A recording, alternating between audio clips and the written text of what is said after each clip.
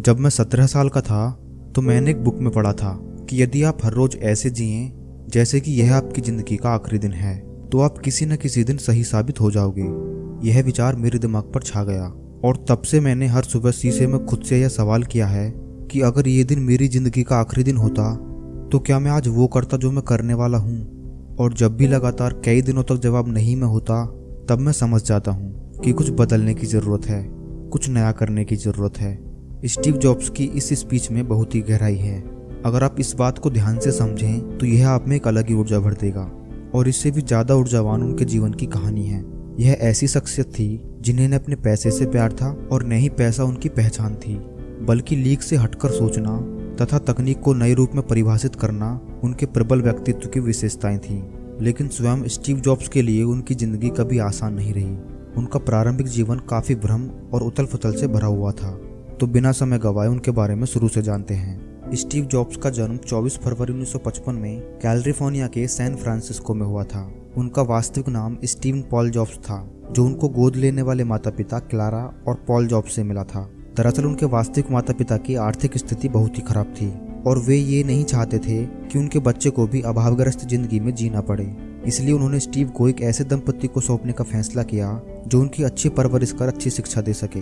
उनके पिता Paul jobs एक इलेक्ट्रिकल वर्कशॉप चलाते थे, इसलिए स्टीव का ज़्यादातर समय अपने पिता के साथ उनकी मदद करने में व्यतीत होता। यही वो माहौल था जिसने उन्हें चीज़ों को सही रूप में जोड़कर नई चीज़ों को बनाना सिखाया और फिर धीरे धीरे इलेक्ट्रॉनिक उनका शौक बन गया।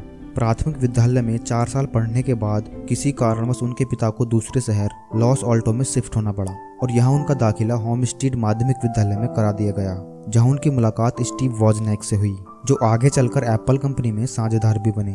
वॉजनैक का दिमाग भी काफी तेज था और उन्हें भी इलेक्ट्रॉनिक से बहुत प्यार था। शायद इसीलिए दोनों में जल्द ही दोस्ती हो गई। स्कूली शिक्षा पूरी करने के बाद स्टीव जॉब्स ने आगे की पढ़ाई जारी रखने के लिए रीड कॉलेज में एडमिशन तो ले लिया, लेकिन इस कॉलेज की फीस इतनी महंगी थी कि उनके माता पिता के लिए उसे दे पाना संभव नहीं हो पा रहा था। और स्टीव जॉब्स को भी अपने माता पिता का पैसा यूं बर्बाद करना अच्छा नहीं लगा, क्योंकि उन्हें उस पढ़ाई में ज़्यादा दिलचस्पी नहीं थी। इसीलिए 6 महीने बाद ही उन्होंने कॉलेज छोड़ दिया, जिसके बाद एक आधिकारिक छात्र के रूप में वे केवल अपने मनपसंद विषय कैलीग्राफी की क्लास लेने लगे। ये एक ऐसा समय था जब स्टीव के पास बिल्कुल पैसे नहीं होते थे, यहाँ तक कि अपने हॉस्टल के कमरे का किराया भी नहीं दे सकते थे, जिससे वे अपने दोस्त के कमरे में फर्श पर सोते थे और खाना खाने के लिए हर रविवार 7 मील दूर पैदल चलकर मंदिर जाते ताकि हफ्ते में एक बार पेट भर खाना खा सकें। उसके बाद वर्ष 1972 में जॉब्स को पहली नौकरी एक वीडियो गेम्स बनाने वाली कंपनी अटारी में मिली। वहाँ उन्होंने कुछ वर्षों तक काम किया, लेकिन जैसा कि होता है हर इंसान की जिंदगी का एक आध्यात्मिक पक्ष भी होता है और इसे पाने के लिए हर किसी का तरीका भी अलग। स्टीव के आध्यात्मिक पूर्ति का स्थान भारत था और जिसके लिए उन्होंने पैसे बचाने शुरू किए। सन 1974 में वह भारत अपने दोस्त डैनियल कॉटके के साथ आए, जो बाद में जाकर एप्पल कंपनी के एम्प्लॉय भी बने। भारत में वह 7 महीने रहे और बौद्ध धर्म को पढ़ा और समझा, जिसके बाद वे वापस अमेरिका चले गए और फिर से अटारी कंपनी में काम करने लगे। और यहीं पर स्टीव जॉब्स और स्टीव वॉजनैक एक बार फिर अच्छे दोस्त बन गए। दोनों ने मिलकर काम करने का सोचा और जहां दोनों की रुचि इलेक्ट्रॉनिक में थी तो कंप्यूटर बनाना उनके लिए सही फैसला था।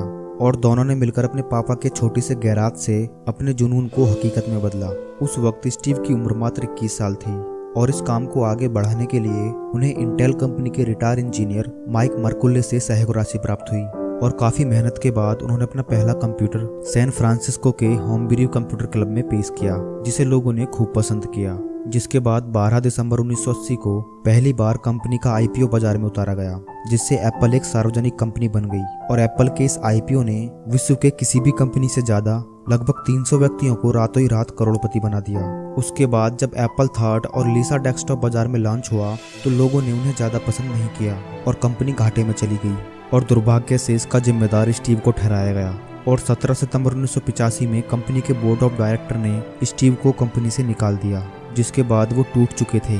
असफलता उन्हें खाए जा रही थी, लेकिन उन्होंने हिम्मत नहीं हारी और अपनी नेक्स्ट इंक नाम की कंपनी खोली। और इस कंपनी से उन्होंने इतने पैसे कमाए कि 1986 में उन्होंने $10 मिलियन से एक ग्राफिक्स कंपनी खरीदी, जिसका नाम उन्होंने पिक्सर रखा, जिसमें उन्होंने अच्छी सफलता हासिल की। और इधर स्टीव जॉब्स के बिना एप्पल कंपनी घाटे में चल रही थी। तब एप्पल ने $477 मिलियन से नेक्स्ट कंपनी को खरीद लिया और स्टीव जॉब्स बन गए एप्पल के सीईओ। जिसके बाद उन्होंने एप्पल के अनोखे प्रोडक्ट निकाले, जैसे आईपॉड्स, आईट्यून्स, और 2007 में एप्पल का पहला मोबाइल फ़ोन निकाला, जिसने मोबाइल फ़ोन के बाजार में क्रांति ला दी थी, जो आज भी लोगों के दिलों में छाया हुआ है। 5 अक्टूबर 2011 को मात्र 56 वर्ष की आयु में कैंसर की बीमारी के चलते उनका निधन हो गया, और अगले ही दिन कैलिफोर्निया के राज्यपाल द्वारा उस दिन को स्टीव जॉब्स डे के रूप में मनाने की घोषणा कर दी गई। थिंक डिफरेंट, यह स्टीव का मूल मंत्र था। कितना छोटा सा शब्द लेकिन कितनी गहराई से लदे हुए इसी शब्द के भरोसे उन्होंने उद्योग जगत को बदला। उनका हमेशा से यह मानना था कि जीवन में यदि हमें सफल होना है तो किसी का भी इंतजार किए